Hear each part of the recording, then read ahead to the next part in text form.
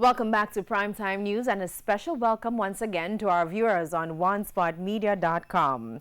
Up first this evening, $4.5 billion in cocaine. It's a major drug bust which the security forces say is one of the largest in the country's crime-fighting history. As we hear in this report, the drugs were seized during an operation just off the coast of St. Thomas.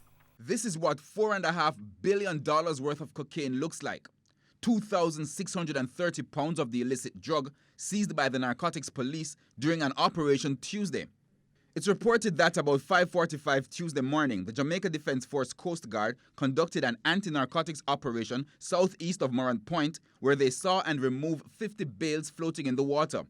This message on the Jamaica Constabulary Twitter page early Wednesday estimated the value at $1.5 billion. However, after the bales were taken to the narcotics police headquarters and some 998 parcels, each containing cocaine, removed, a revised street value of 35.7 million US or over 4.5 billion Jamaican dollars was the new valuation. Assistant Commissioner of Police Fitz Bailey says the seizure is the result of major investments in the country's border security, international collaboration, and the policing of our borders.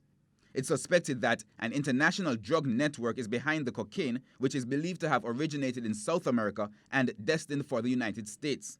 However, ACP Bailey said he would not speak to that speculation as the investigation is ongoing.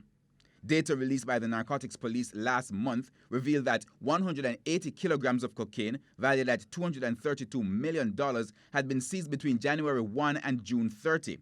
$500 million in illicit drugs had been seized over the period.